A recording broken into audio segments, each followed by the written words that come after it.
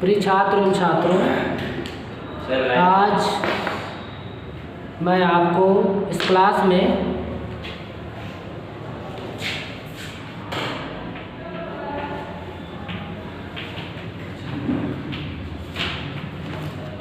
विकेंद्रीकरण और विकेंद्रीकरण कौन सा, कार्यालय सेवाओं का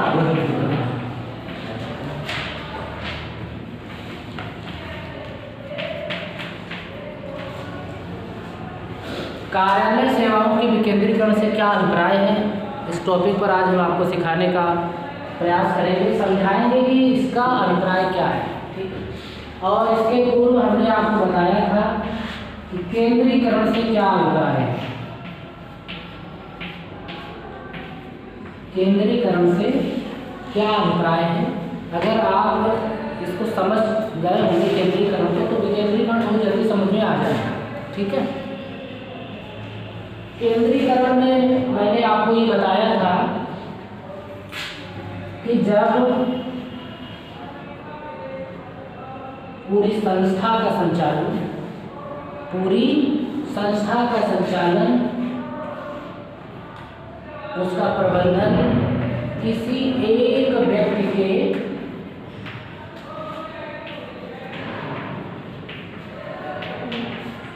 के हाथों में होता है। जब संपूर्ण संस्था का संचालन किसी एक व्यक्ति के हाथों में होता है, हाथों में होने का मतलब उसकी मुट्ठी में, कंट्रोलिंग है ना, हाथों में से मतलब है कंट्रोलिंग, एक हाथ से हो, आदेश किसी एक व्यक्ति के माने जाते हैं। उसमें सर्वे सर्वा कोई एक व्यक्ति होता है, जो वो कहता है वही होता है।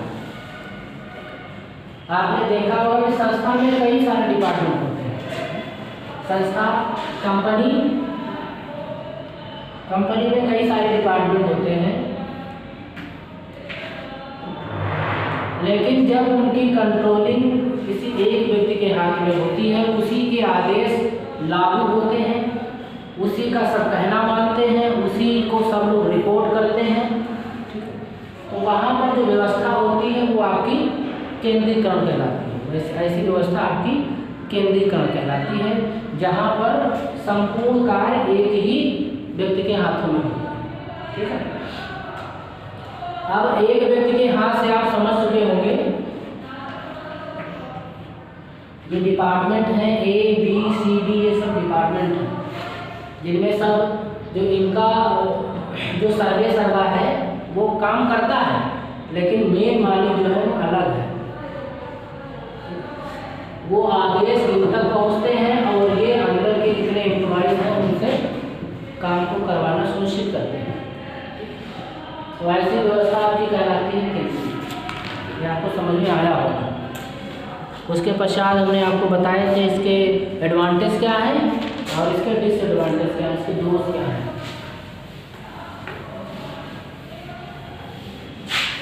अब इसी के क्रम में आज आपको सीखना है विकेंद्रीकरण क्या है। विकेंद्रीकरण क्या है। अब कार्यालय में तो आप देखते हैं सेवाएं दी जाती हैं, कोई भी सेवा होती, कोई कंपनी है, उसका जो भी व्यापार है उससे संबंधित जितनी भी सर्विसेज होती हैं वो कार्यालय में होती है। कोई व्यक्ति आता है तो वो कार्यालय में ही आपको मिलता है, कोई पत्र आता है तो वो भी कार्यालय में ही प्राप्त होता है। तो हम यहाँ पर कार्यालय सेवाओं के विकेंद्रीकरण की बात करेंगे। तो आपने केंद्रीकरण तो समझ ही लिया है ना। तो विकेंद्रीकरण आप कह सकते हैं केंद्रीकरण का अपोजिट होता है। इसमें प्रत्येक विभाग अपने अपने कार्यों के लिए उत्तरदायी होता है। प्रत्येक विभाग अपने अपने कार्यों के लिए उत्तरदायी होता है। ये आपकी है कंपनी। ठीक है। अब इसमें कई सारे विभाग हैं।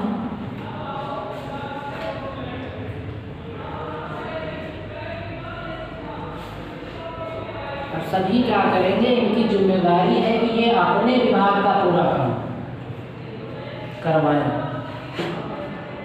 एम्प्लॉइज़ कम है तो खुद करो, लेकिन काम समय से पूरा होना चाहिए। अब इनको ऐसा नहीं है कि इनको लगता है कि ये जो आदेश हमको मिला है काम करने का वो संस्था के हित में नहीं है, फिर भी उनको करना है क्योंकि आदेश किसी और का है, मालिक कोई और है ना, आदेश देने वाला कोई और है। हम यहाँ पर क्या कर सकते हैं, ये अपनी स्वेच्छा से, अपनी इच्छा से जो इनको सही लगता है कि हमारी कंपनी के लिए, हमारे कार्यालय के लिए क्या उचित होगा, वो अपने हिसाब से काम करने के लिए स्वतंत्र है। अपने हिसाब से काम करने के लिए स्वतंत्र है, लेकिन केंद्रीकरण में ऐसा नहीं होता है। वहाँ पर तो दूसरे के आदेश के अनुसार उनको काम अपने विभाग का करवाना होता है। तो इसमें हर कोई व्यक्ति स्वतंत्र होता है और अपने विभाग का काम अपने हिसाब से करवाता है। ठीक है, तो ऐसी व्यवस्था केंद्रीकरण कहलाती, सॉरी विकेंद्रीकरण कहलाती है। जब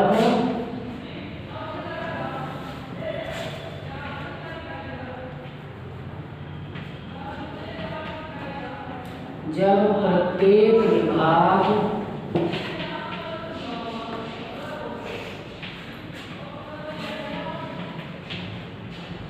अपने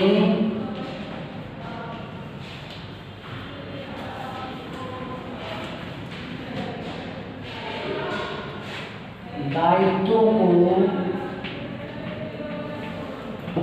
पूर्ण करने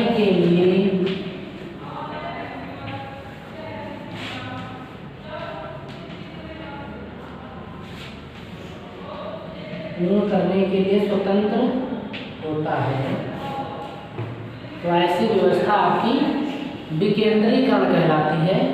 उनकी सबकी जिम्मेदारी है कि अपने अपने स्तर के काम अपने आप स्वयं करें, स्वयं डिसीजन लें, स्वयं डिसीजन लेकर के देखें कि क्या उचित है क्या अनुचित है, और अपना काम अपने हिसाब से पूरा करें।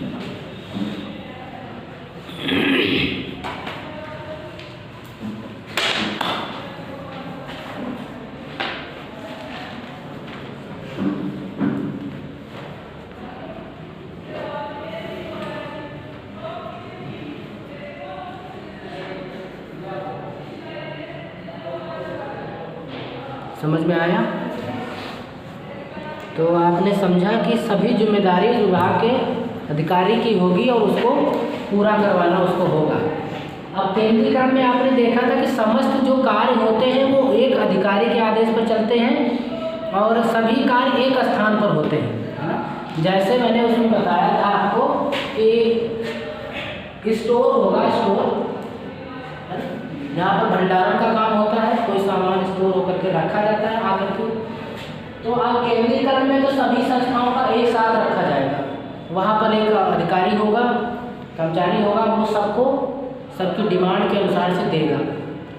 लेकिन विकेंद्रीकरण में क्या होता है, सबका एक अपना स्टोर है, किसी से कुछ नहीं मांगना, जब जरूरत हो तो अपना ले लो, अपना काम करो। केंद्रीकरण में आप देख लो कि अगर फोटो स्टेट मशीन है तो एक आध एक जगह लगी है जिसको फोटो कॉपी करनी ना करो, फाइलिंग करनी है तो एक अलमीरा है सबके पास में, इसमें है कि स्टोर रूम है, अलमीराज हैं, सबके नाम अलॉट हैं, जा के अपना अपना रखते हैं। लेकिन विकेंद्रीकरण में क्या है, सबके पास में अलग ऑफिस है, अलग अलमीराज हैं जिसमें कि वो अपना अपने फाइलिंग की व्यवस्था करते हैं। स्टोर सबका अलग अलग है, परचेसिंग खरीदारी होती है वो अलग तरीके से होती है। मतलब कोई किसी पर डिपेंड नहीं है, अपना काम करने के लिए उनकी खुद की जिम्मेदारी है, वो खुद करेंगे और अपने हिसाब से करने के लिए भी स्वतंत्र होते हैं। लेकिन केंद्रीकरण में क्या है कि सभी व्यवस्था एक साथ होती है, सारी व्यवस्था एक साथ होती है, एक साथ ही कार्यों को पूरा किया जाता है इसमें। ठीक है, ये थोड़ा सा आपको समझ में आ गया होगा कि दोनों में डिफरेंसेस क्या हैं, क्योंकि अगर ये नहीं समझ में आएंगे तो फिर थोड़ी सी दिक्कत है। अब आपको ये भी पता होना चाहिए इसके लाभ क्या है। जिस तरीके से आपने देखा था कि केंद्रीकरण के कुछ लाभ थे, कुछ उनके दोष थे, कुछ हानियाँ थी, कुछ कमियाँ थी इसमें।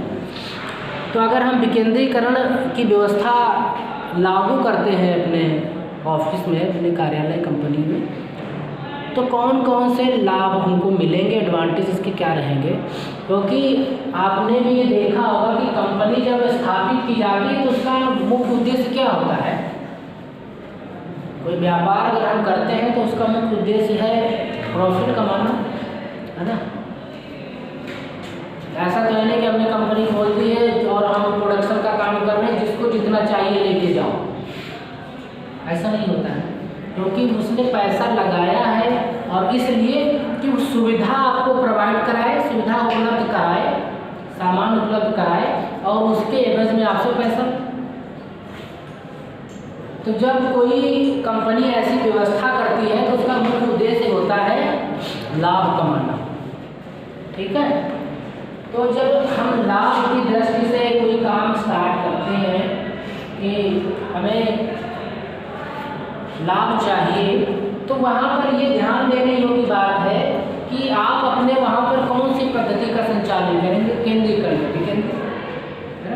तो आपको ये पहले पता तो होना चाहिए कि किसमें हमको लॉस होगा, किसमें हमको फायदा होगा, तभी तो आप वो व्यवस्था अपने वहाँ चालू करेंगे। तो अब हम सबसे पहले लाभ के बारे में जानेंगे कि लाभ कौन कौन से हमको मिलेंगे, है ना।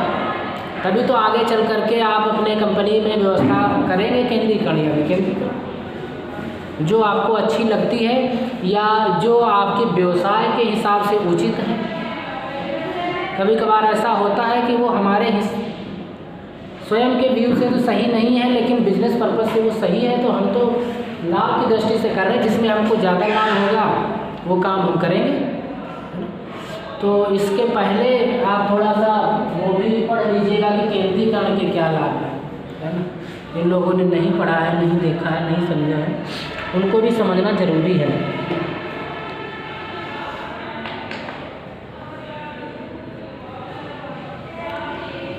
तो सबसे पहला इसमें जो पॉइंट है वो है विभागीय कार्यकुशलता में वृद्धि। अब किस तरीके से विभागीय कार्यकुशलता में वृद्धि होती है ये आपको जानना जरूरी है।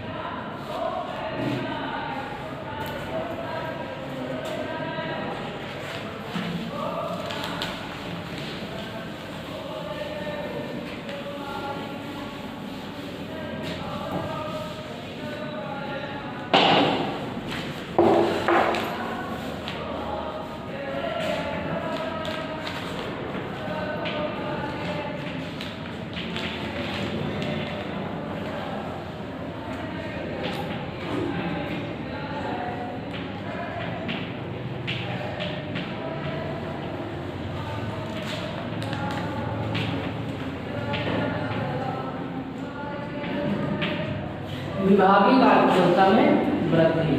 अब विभागीय से आपको यह समझ में आया कि जो हमारी विकेंद्रीकरण प्रणाली होती है, तो प्रत्येक विभाग सर्वे सर्वा होता है अपना काम करने के लिए, वो स्वतंत्र है।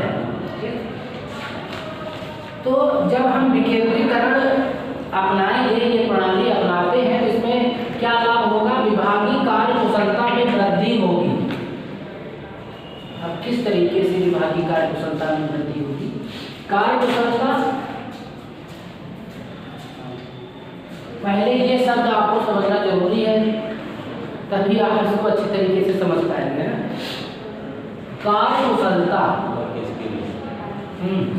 जब आप कोई काम अच्छी तरीके से समझते हुए समय से पूरा करते हैं, किसी प्रकार की कोई असुविधा नहीं होती है, कोई कंफ्यूजन नहीं होता है, काम आपका डिले नहीं होता है, तो इन सब को अगर मिला करके दृष्टि में देखें इस पूरे प्रोसेस को, तो कहते हैं कि आपने यह काम बड़ी ही कुशलता के साथ किया है ना। यानी आप बहुत ही कार्यकुशल व्यक्ति हैं ना। कार्यकुशल कौन होता है, जो काम को सबसे पहले देखे और देखते ही रोना धोना चालू कर दे, देखते ही सर पकड़ के बैठ जाए, ये कैसे होगा, वो व्यक्ति कार्यकुशल होता है। कार्यकुशल व्यक्ति की पहचान क्या है?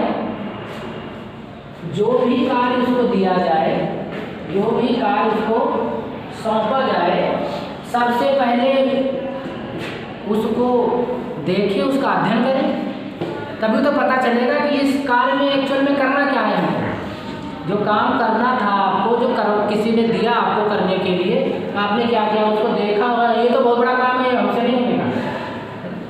ऐसा नहीं, हो सकता है उसमें सिर्फ काम ही बड़ा हो लेकिन करना बहुत कम हो, ऐसा भी हो सकता है। तो ऐसा तो कुछ होता नहीं है कि पहले ही घबराना नहीं चाहिए। तो सबसे पहले तो जो कार्यकुशल व्यक्ति होगा वो धैर्यवान तो होना ही चाहिए, धैर्य तो रखना ही पड़ेगा, है ना। तो जैसे ही आपके पास में कोई कार्य आता है तो पहले उसका अध्ययन करें, उसके बारे में जानकारी हासिल करें। तो ये काम आप कैसे करेंगे? बहुत ही धैर्य के साथ। बहुत लोग क्या करते हैं कि फाइल मोटी थी तो शुरुआत के 2, बीच का 1, लास्ट का आधा पढ़ लिया और खत्म। उससे क्या होगा? आपको जब तक किसी चीज़ के बारे में संपूर्ण जानकारी नहीं होगी, आप उस पर डिसीजन नहीं ले पाएंगे। आप देखते हैं कि जैसे अदालत में एक न्यायाधीश महोदय कि वहाँ पर कोई कार्रवाई चल रही है और बीच में उनका स्थान बदल करके किसी दूसरे को नियुक्त किया जाता है, तो वो क्या करता है? वो आते आते जो पुराने वाले जज थे उन्हीं के फैसले को सुना देगा। उनको तो पता ही नहीं थी कि इसमें डिसीजन क्या लेना था। वो तो जज साहब पहले वाले थे जिन्होंने उसको पढ़ा था, है ना। तो सबसे पहले क्या करेगा? एक लंबी सी डेट देगा। वो भले ही पहले वाले कल ही डिसीजन देने वाले थे, लेकिन अब ये क्या करेंगे? बता देंगे मैं तो नया हूँ, क्या ऐसे कहेंगे अरे यार छोड़ो जैसा आप तो करके गए, कर देते हैं। नहीं, सबका काम करने का तरीका अपना अलग है। सब अपने हिसाब से काम करते हैं, अपने हिसाब से सोचते हैं और फिर समझ करके अपने बौद्धिक स्तर के अनुसार वो एक निर्णय लेते हैं।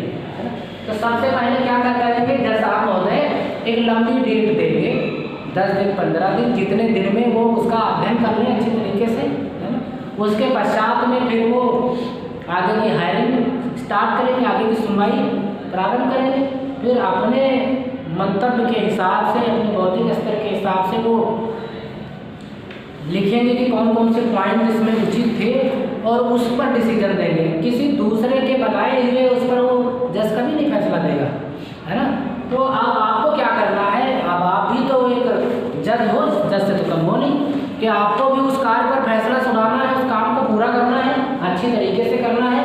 तो आपको सबसे पहले क्या करना है? उस कार्य को समझना है ना, कार्य को अच्छी तरीके से समझना है, ताकि अगर उस कार्य में होने में जो व्यवधान उत्पन्न होंगे आप डिस्कशन कर पाएंगे, अपने अधिकारी के साथ में डिस्कस करेंगे, है ना, कि इसमें तो सर ये प्रॉब्लम है और ये किस तरीके से होगा, क्या क्या आपको चाहिए होगा, तभी तक बता पाएंगे। आपने देखा नहीं, करने बैठ गए, तब आपको पता चला कि इसमें तो इस काम को करने में तो आपको 2 का टेबल भी आना चाहिए था। पहले तो पता ही नहीं था कि इसमें मल्टीप्लाई भी है, टेबल तो 2 का आता नहीं था आपको। तो आप बैठेंगे, जब लिखने चले तो पता चला कि 2 से मल्टीप्लाई भी था इसमें, तो दिक्कत होगी कि नहीं। तो पहले से ही आपको पता होना चाहिए कि कौन कौन से संसाधन आपको चाहिए इस कार्य को पूरा करना। तो पहले तो कार्य को समझेंगे, समझने के पश्चात में जो संसाधन आपको चाहिए उनको कलेक्ट करेंगे। अगर आपको लगता है कि आपसे अकेले से ये होने वाला नहीं है, तो आप अपने तत्काल अधिकारी से संपर्क करेंगे। सब काम काफ़ी लेंथी है, सेंसिटिव भी है और अच्छी तरीके से करना है, तो मुझे 1 या 2 हेल्पिंग हैंड चाहिए, है ना। इस तरीके से घबराना नहीं है, काम कितना भी बड़ा हो कोई ना कोई तो करेगा उसको।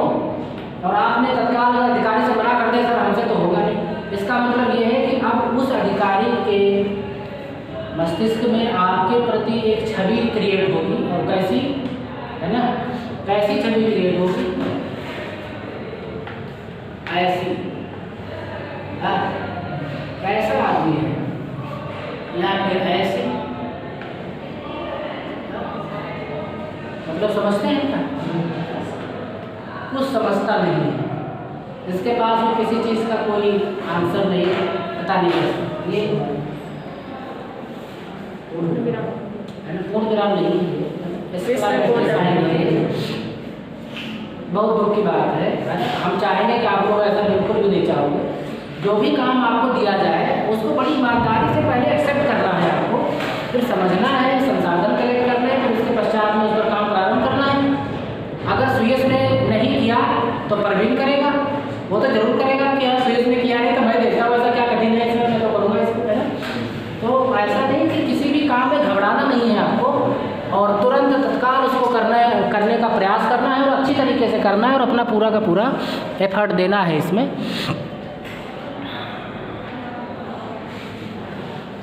तो विभागीय कार्य कुशलता में वृद्धि होती है, किस तरीके से वृद्धि होती है, क्योंकि इसमें एक अधिकारी जो होता है जिसके अंडर में हमको काम करना है, तो किसी एक को करना है, उसे करना ही करना है, और जिम्मेदारी है। जो बड़े स्तर पर काम होता है, केंद्रीकरण में काम होता है, तो अब उसमें किसी को काम दे दिया गया, आपको ये काम करना, उसको समझ नहीं है, लेकिन क्या किया जाता है, जो विभागीय स्तर पर काम होता है, अधिकारी कम होते हैं, और जो उसका हेड होता है वो समझ रखता है कि किसको काम दिया जाए, कौन परफेक्ट है, किसके पास कितना अनुभव है, किसको ये काम दिया जाए तो अच्छी तरीके से करेगा, निपुणता के साथ में काम करेगा, वो समझेगा। क्योंकि जब एक विभाग में काम होगा तो काम भी तो कम ही आएगा, है ना।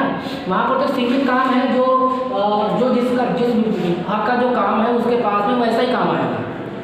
लेकिन जब एक अधिकारी बैठा हुआ है, वो तो सुबह से शाम तक नोटिंग करता रहता है, ठीक है आप ये आवश्यक कार्रवाई करें, इस पर आवश्यक कार्रवाई करें, पूरे दिन नोटिंग करता रहता है ना।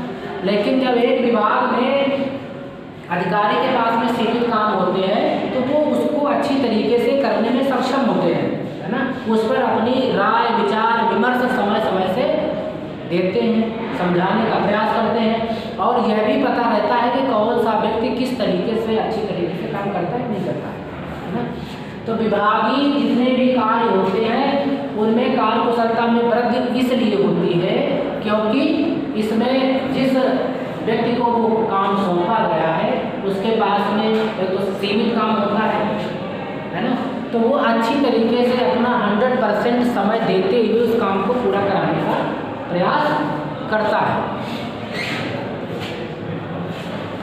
और अगर यही काम विकेंद्रीकरण के सिस्टम से होता तो अब क्या है इसमें कि विकेंद्रीकरण में एक विभागीय काम है, विभाग में जितने लोग होंगे बस उनका ही काम उस प्रकार से, और केंद्रीकरण है तो पूरी संस्था का काम उसमें करना पड़ेगा, देखना पड़ेगा।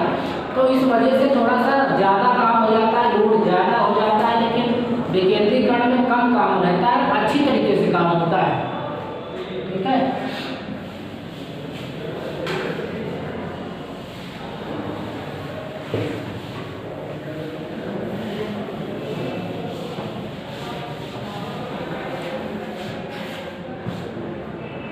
तो समझ गए विकेंद्रीकरण। विकेंद्रीकरण में व्यक्ति के पास में कम काम होता है तो वो पूरी निष्ठा पूरी ईमानदारी के साथ में 100% उस काम को देगा जिससे कि वो काम आपका अच्छे तरीके से हो सके। नेक्स्ट है आपका गोपनीयता। अब गोपनीयता को समझो।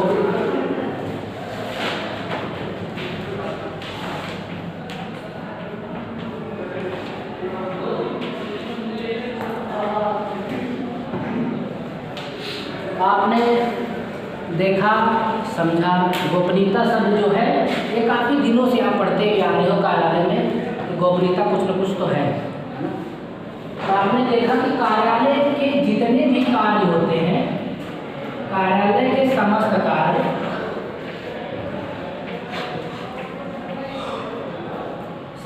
कैसे होते हैं? समस्त कार्य ही गोपनीय होते हैं। वो किसी को बताने के लिए नहीं होते हैं कि हम अपनी कंपनी में किस तरीके से कार्य करते हैं कि उसको न्यूज़पेपर में छपवा दें ऐसे, या बाहर ऐसे रस्सी में फाइलें डाल दें, जो भी आज देख ले उठा के लेके चला जाए। वहाँ के कार्य सभी सीक्रेट तरीके से किए जाते हैं क्योंकि उसमें हमारी संस्था के हित होते हैं, संस्था के अहित भी हो सकते हैं। अगर कभी वो बातें दूसरे को पता चल जाए तो हो सकता है कि वो उसका फ़ायदा उठा करके हमारे खिलाफ कुछ अहित काम करते हैं ना।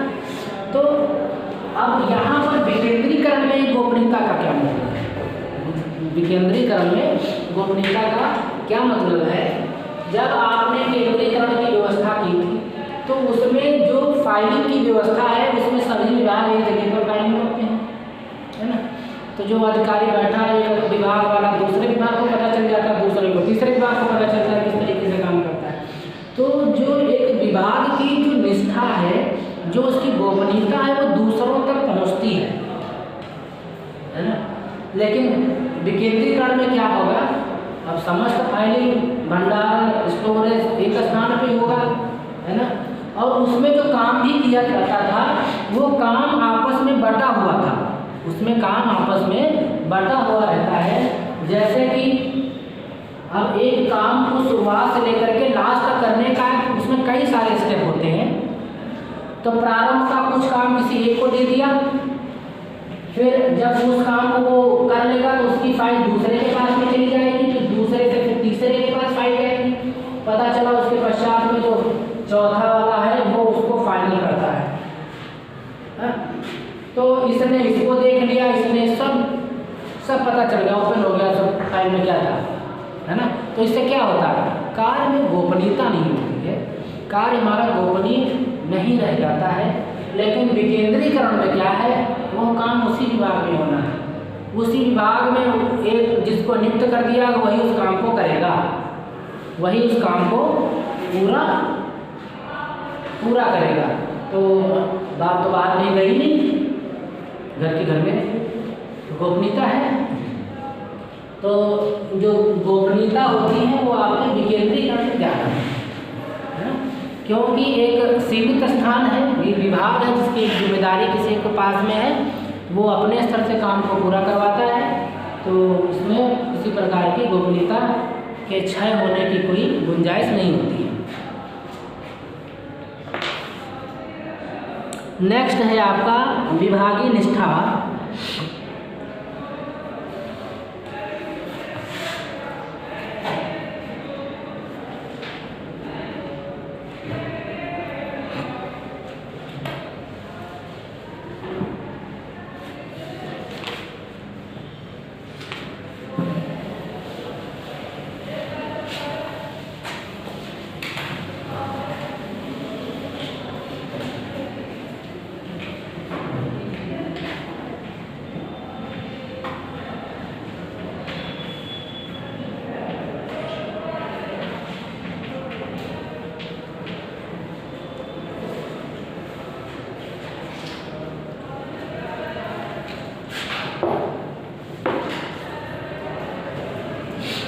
विभागीय निष्ठा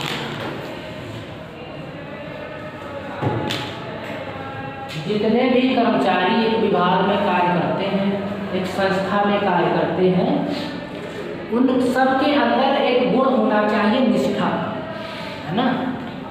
क्योंकि वो निष्ठावान जब तक नहीं होंगे वो उस संस्था के, उस विभाग के कार्य को अच्छी तरीके से नहीं कर पाएंगे। क्योंकि यह एक गुण होता है निष्ठा का, जो हर व्यक्ति के अंदर होना चाहिए, हर कामगार के अंदर होना चाहिए कि वह व्यक्ति उस विभाग के प्रति, उस कार्य के प्रति कितना समर्पित है, कितना समर्पित है। जब तक व्यक्ति के अंदर समर्पण की भावना नहीं होगी तब तक वह व्यक्ति उस कार्य के प्रति, उस विभाग के प्रति निष्ठावान नहीं हो सकता है ना। तो अगर आप किसी कार्य को कई सालों से, कई दिनों से बड़े ही अच्छे ढंग से उस परफॉर्म कर पा रहे हो, करते हो, तो क्यों कर पाते हो? क्योंकि आपने उसको बड़ी ईमानदारी से समझ करके तन मन के साथ में उसको पूरा करने का प्रयास करते हो। तो ये बताया गया कि जो विभागीय निष्ठा होती है विभाग में, उसमें एक काम आपको दिया गया है कि अकाउंटेंट उसमें बैठाया गया, तो उसका काम क्या है? उसका काम है कि वो अकाउंट के जितने भी लेकर खाते हैं उन सबको मेंटेन करना, है ना। जो खरीदारी हो रही है, खरीदा गया सामान, उसको पैसे देना, जितने वर्कर्स काम कर रहे हैं उन सबको समय से वेतन देना। तो वह व्यक्ति उस काम को इतना निष्ठा, ईमानदारी के साथ में करता है। क्यों कर पाता है? क्योंकि वो निष्ठा की भावना है उसके अंदर, है ना। लेकिन केंद्रीकरण में ऐसा क्या होता है, उसमें विभागीय निष्ठा नहीं होती है। केंद्रीकरण का स्तर हमने आपको बताया कि विस्तार काफी बड़ा होता है। उसमें हो सकता है कि आज आपका जो पटल है कल किसी के पास हो, परसों किसी और के पास हो, आपको एक स्थान से दूसरे स्थान पर। तो इस प्रकार से कार्य के प्रति निष्ठा नहीं उसकी बन पाती है। आज वो काम कर रहा है, कल को किसी और को वो काम दे दिया गया और उसको कोई और काम दे दिया गया, है ना। लेकिन विभाग में क्या है, विभाग में सीमित कार्य होता है, सीमित एम्प्लॉइज भी होते हैं, तो सबके काम फिक्स होते हैं। वो अपनी समझ से उस काम को फिर करता है, जिसकी वजह से वो उस कार्य के प्रति, उस विभाग के प्रति वो काफ़ी ज़्यादा निष्ठावान हो जाता है। ठीक है, तो विकेंद्रीकरण में विभागीय निष्ठा का आप कह सकते हैं बोलबाला होता है। विभागीय निष्ठा का सभी ज़्यादातर व्यक्ति उसमें निष्ठावान होते हैं। क्यों? क्योंकि सीमित स्पेस में सीमित तरीके से काम करना होता है उसमें। तो विकेंद्रीकरण में एक लाभ ये है कि इसमें विभागीय निष्ठा बरकरार होती है, विभागीय निष्ठा बनी रहती है।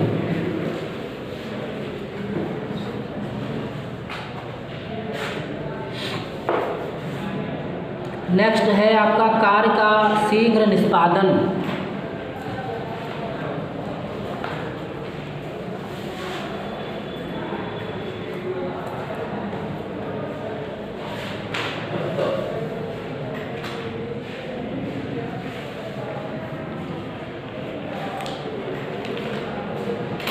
कार्य का शीघ्र निष्पादन।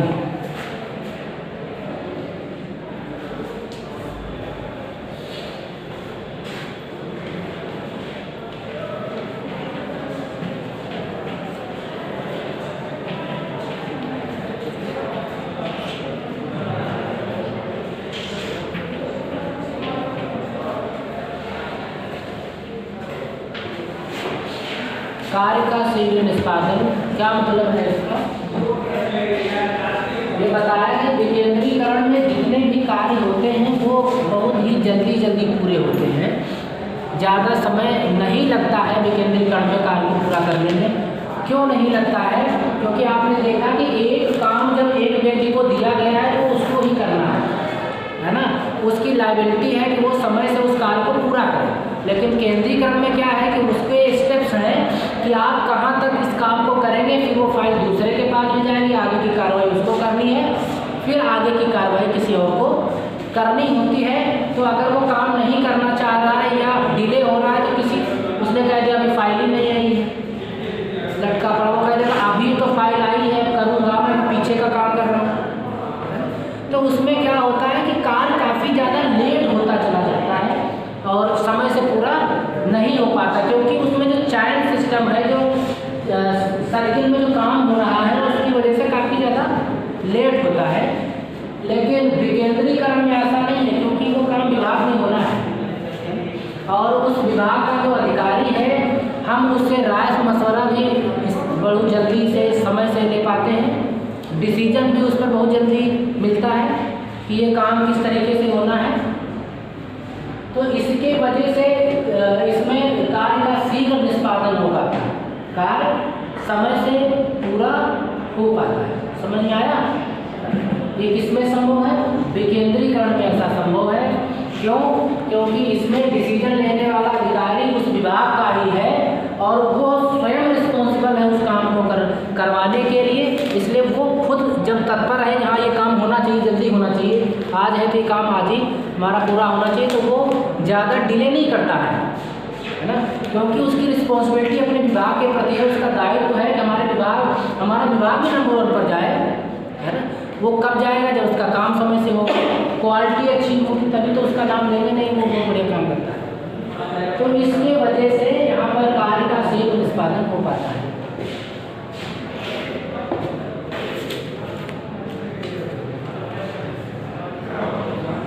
नेक्स्ट है विभागीय अध्यक्षों द्वारा समर्थन।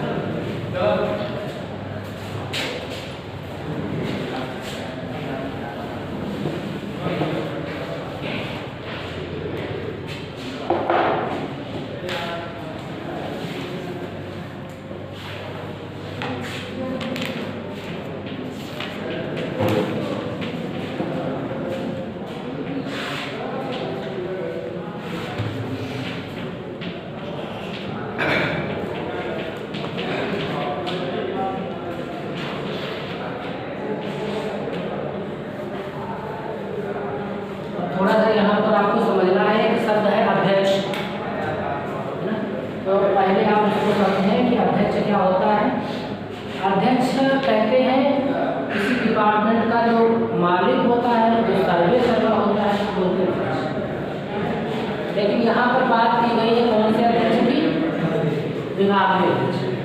विभागीय अध्यक्ष जैसे कि जो डिपार्टमेंट का जो हेड होगा उसको कहते हैं विभागीय अध्यक्ष, है ना। तो अब इसमें ये बताया गया कि विकेंद्रीकरण में क्या लाभ मिलता है। विकेंद्रीकरण में सभी विभागों का मालिक अपना अलग अलग होता है ना, उसकी जिम्मेदारी है अपना काम करवाना। तो वो क्या करता है, जो भी कार्य होता है वो सभी को समर्थन देता है, यानी सभी की हेल्प करवाता है ना। और ज़रूरत पड़ती है तो खुद भी हेल्प करता है। अब हेल्प वो किस तरीके से करेगा, है ना। अब जैसे कि उसको अपने अंडर में कुछ बनवाना है, कुछ कंस्ट्रक्शन का काम करना, तो खुद तो फावड़ा चलाएगा, है ना। वो दिशा निर्देश के माध्यम से समर्थन करता है, राय देता है, उचित जानकारी देता है, जिसकी वजह से किसी को कोई कन्फ्यूजन नहीं होता। सबको पता है कि हाँ कौन सा काम किस तरीके से होगा। नहीं तो अधिकारी लोग तो यही करते हैं, समर्थन इसी तरीके का उनका होता है कि वो सलाह देते हैं, है ना। राय जिसको कहते हो ना, वो राय जहाँ आप इस कार्य को इस तरीके से नहीं इस तरीके से कर सकते हैं, है ना। और आदेश दिया जाता है, आप जैसा चाहते हो उसके हिसाब से वो यहाँ ठीक है, इसको इस तरीके से किस तरीके से आप करेंगे। तो ये क्या होता है कि उनके पास एक सीमित लोग होते हैं, काम सीमित होते हैं, तो वो समय से राय भी दे पाते हैं, समय से आदेश भी जारी कर पाते हैं। तो जो भी काम होते हैं वो कर्मचारियों को बहुत ज़्यादा विभागीय अध्यक्षों द्वारा समर्थन तो किसको समर्थन मिलता है, जो काम करने वाले हैं, जो कर्मचारी हैं, उन सभी को समर्थन प्राप्त होता है इसका विभागीय अध्यक्षों का। कोई कार्य है उस पर हमको कोई जानकारी चाहिए तो वो तुरंत देते हैं, उनके पास काम सीमित है। ऐसा तो नहीं करने अभी तो मीटिंग चल रही है, पता नहीं 3 घंटे में खत्म हो जाएगी। सीमित कार्य उनके पास होते हैं तो वो अच्छी क्वालिटी में उस कार्य को करवा पाते हैं, अच्छी तरीके से करवाने में वो सक्षम होते हैं। ठीक है, तो ये आपको समझ में आ गया होगा कि विभागीय अध्यक्षों द्वारा उसमें समर्थन मिलता है। ठीक है,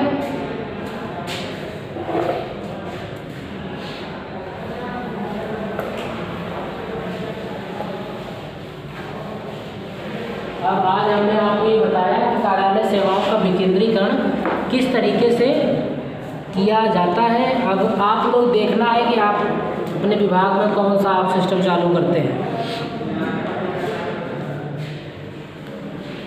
कौन कौन से तथ्यों पर आज चर्चा हुई है, ये बात कैसे देखेंगे। जैसे पहला था विभागीय कार्यकुशलता में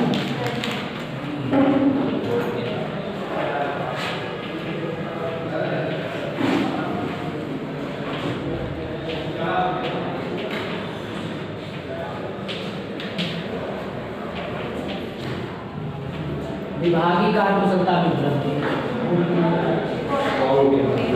नेक्स्ट है गोपनीयता। ये जो बातें आपने